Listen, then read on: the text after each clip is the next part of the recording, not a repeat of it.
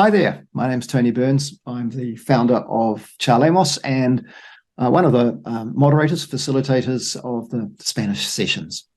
And the reason I'm making this video is particularly if it's the first time you haven't, or if you haven't come to a charla before, just to give you some information about how things will run, remind you of some of the rules and guidelines of the group and the reason why we do things a certain way, just so that you're a little more confident when you arrive in terms of how things are going to play out, and there'll be no surprises for you.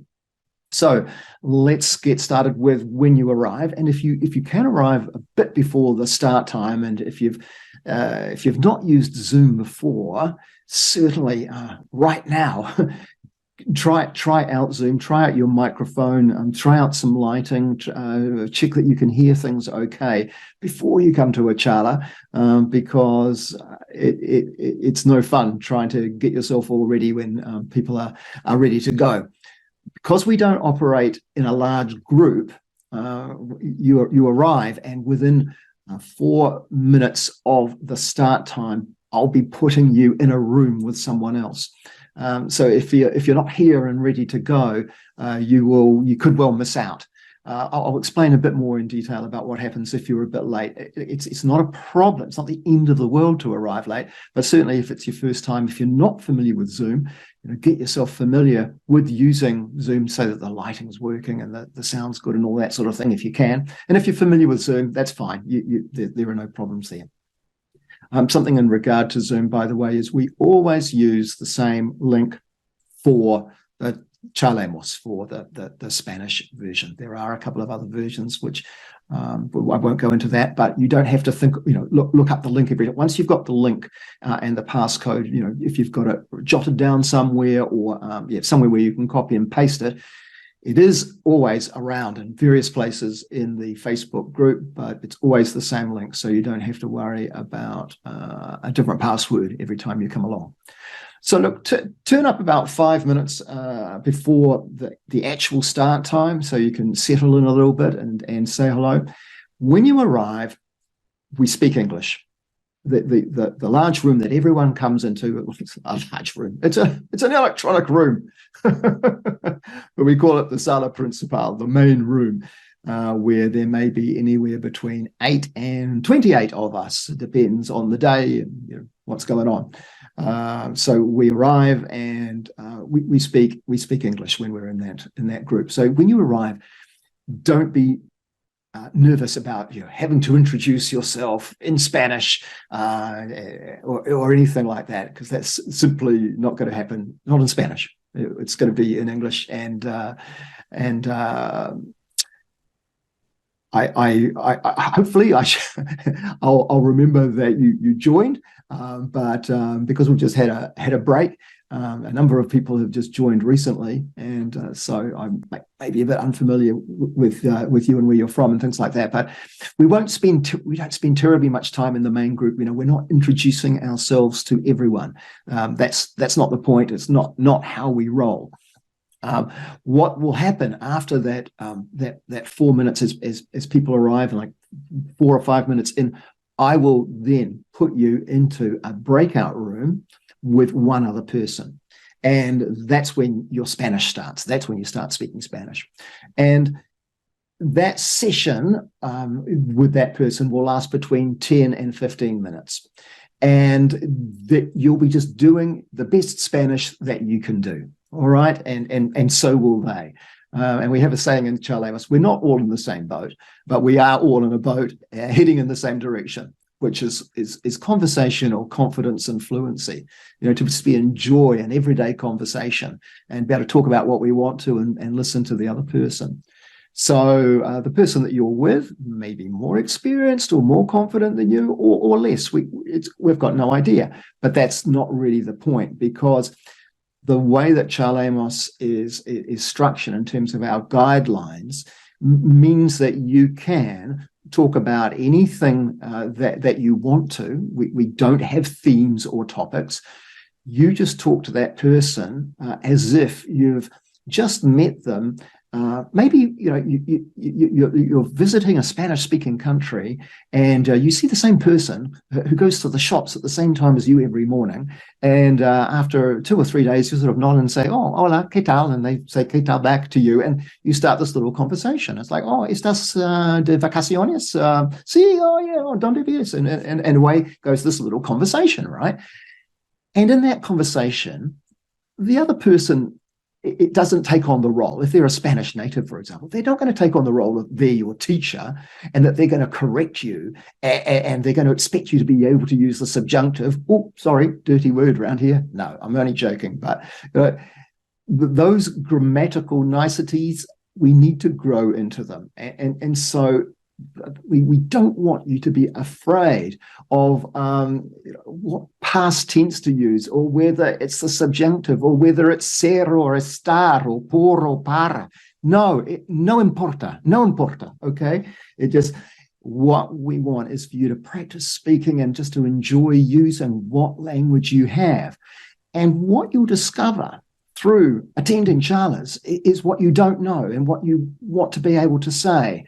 And like, I've been living there for 10 years now. Is that por para? And you may not remember, and it doesn't matter, but what you can do is then jot down the things that you've realized you're uncertain about in a conversation. So there'd be words and phrases and things that you wanted to say, and you kind of go, "Oh, I struggled a little bit there, I didn't know how to do it." So what I do is I jot that down, and then after a charla, I'll look those things up. And then I'll use whatever system I have. Generally, I use Anki to record the things I want to know. And so they're not mistakes. They're just kind of like gaps. And by being able to be in a conversation, you'll discover where the gaps are for you.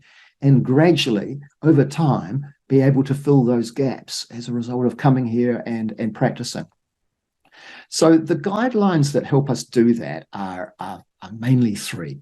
We don't correct each other. We don't teach each other. And if you need to use English, use it. So I'll briefly go over these. We don't correct each other because no one here is a teacher. I'm not a teacher. By no way am I an advanced speaker. And so we're not here to teach each other. We can use teachers in another area. What we're here to do is to practice what we've learned, either from teachers or from courses that we've done or watching podcasts or whatever. We're just having a chat. We're just having a charla here, right? And so we're trying things out and we're discovering what we don't know, and we're also consolidating what we do know. So we're not really here to learn a whole lot, right? You learn from a course, or you learn from a teacher, or you learn from watching a podcast. No, more here what we're doing is consolidating what we've learned. And my understanding from my experience of learning this language is it's by practicing what you already know. That's where fluency comes from. Fluency is about being good at what, like, is doing at ease what you already know. Like when you learn something, you struggle with it, so you have to practice and practice and practice, and then eventually it becomes easier. That's where fluency comes from. And that's been my experience of using Charlemos. So it doesn't matter if you make a mistake. You won't be corrected, and try not, if you notice that you've made the mistake yourself, try not to catastrophize about it. Notice it by all means, because what that means is next time you use whatever the phrase is or the expression or the word, you're more likely to get it right. And over time, those mistakes, again, my experience, those mistakes diminish and diminish and diminish through you by practicing, by just using the language over and over again. So no one's going to teach you anything, and try not to see your partner as a teacher either. So don't say to them, "Oh, como se dice," whatever the word is you can't remember. No, the trick here is if you want to say something, try and, if you know if the word's in there somewhere, try and remember it. But the moment you get yourself to this feeling of angst, right? The moment you're starting to feel a bit uptight about it, say it in English, right? I want you to say it in English. It's not that there's no shame in saying it. It's actually good for you to say it in English. And I'll tell you why. What it does is it takes away an association of stress and anxiety when you're trying to remember something. And what we often find is that when we say it in English, we immediately get it in Spanish. It suddenly comes back because we've just taken the pressure off ourselves. So what we're doing in Charlemos is we're practicing taking the pressure off ourselves and not making it so important that we actually choke. You know what I'm talking about there, I'm sure. So English is your friend, and feel free to use it. Even if you know the words in there, give it a go. But if you can't remember it, say it in English. And of course, if you never knew the word, you'll say it in English. And then what I suggest you do is jot it down so that you can look it up later. And you'll start to grow the vocabulary that you want to use. Okay, so we're not teaching. We don't correct each other. If you see someone struggling to say a word and you know that word, try and pause. Just try and let them figure it out for themselves. Don't save them. Don't rescue them. Don't put the word in. No need for any of that. You're not in a teaching role. Neither are they. And English is your friend. Okay, so those are our three main guidelines about not correcting, not teaching, and that you can use English without shame. Please use it. Please use it whenever you need to. What is the process? When you arrive, as I said before, you'll be speaking English, and 4 minutes in, I'll be putting you into a breakout room with another person. And this is just done on a random nature. Zoom just allocates you to a room with another person, and that's all done automatically in the first round. And you'll be with that person for 10 to 15 minutes, chatting away about whatever you want to in the best Spanish you can, being patient, supporting each other, having a laugh, I hope, and meeting new people, which is great fun. After 10 or 15 minutes, I automatically bring you back to the main room. So the conversation will only last 10 to 15 minutes. So that's good, because it can be quite tiring, and you'll be brought back, and then we'll be in the big room again, the sala principal, the main room, and we'll just have a debrief for 5 minutes, and then we speak in English again. So that gives your brain a bit of a rest, and it also allows you to consolidate to a degree, what you just did in Spanish. That rest is a consolidation process. But then also what happens is we might talk a little bit about what discoveries, what you found difficult, or how it went, things like that, because we're not just about talking in Spanish, we also talk about Spanish. But that will only last 5 minutes, because then again you'll go into another breakout room with someone different. You might find yourself saying very similar things if you've never met them before. They'll be asking you, where do you live, how long you've been learning Spanish, why you're learning Spanish, all sorts of things like that. Don't worry about preparing too much for that. It's just everyday conversation, see how you get on. And that happens 3 times. So there are 3 rounds. And during those 3 rounds, you'll be with one other person, and we have a break in between. Then when we finish before the hour is up, just before the hour is up, so that if you've got something else you have to do at the end of the hour, you can do that. We will not finish late. You will not be held up. Now, at the end of the hour, if you want to, hang around, because we'll be all in the sala principal, and many of us hang around and we chat about all sorts of things to do with learning Spanish.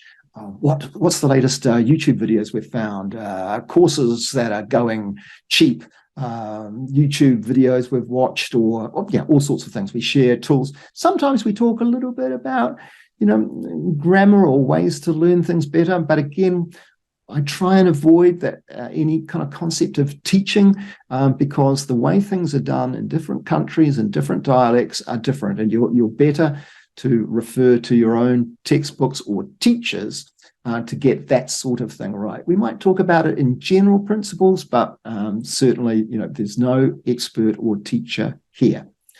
So the sobremesa, the chat afterwards, can last anything from 15 minutes to sometimes they've gone off for a couple of hours, because we've really got deep into particularly the psychology of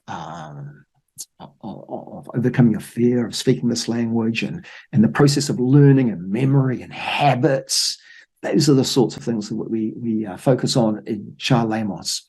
the language itself and the learning of the language, yeah, that's the kind of the learning part. That's off somewhere else. We're over here in the consolidating and using, and what are the challenges around that? So these are great conversations. If you can hang around, by all means do. You can leave whenever you want to. Don't wait until we don't all say, okay, it's going to finish now in half an hour. No, it just goes on for as long as we feel like it. So if you can hang around, by all means, but if you can't because it's late or you've got something else coming up, look, you just go when you need to. That's how it rolls. I think that is pretty much all you need to know. I hope to have you feel comfortable. Sometimes people have to leave before the third round. They can only stay for 2 rounds. Let me know if that's the case, just so I can tweak things. I'd rather have you come for a couple of sessions, a couple of charlas, a couple of rounds on a day than not come because you can't hang around for the whole thing. What my discovery is from doing this, which it was just a total experiment when I started it with a few people that I'd met on Facebook, where I went, hey, it would be actually quite nice to meet in person. Maybe we could practice a little bit of Spanish. Maybe we could talk a little bit more about this course that we're doing, because that's how we met. And from meeting with 2 people for about a month, that grew a little bit, grew a bit here, and here we are with on the wall behind me there. You can see many of the people that are part of the group now. If you've got any dire questions that you need answering before you turn up to a charla, look, by all means, send me a message. Or of course, you can also ask in the group. There are 5 in the week. 3 of them are always at the same time, and then there are 2 at other times that help people in different parts of the world. Alrighty, so that's the basics of what's going to happen when you come to a charla. Look, my attitude in regard to this is we learn really well when we're having fun.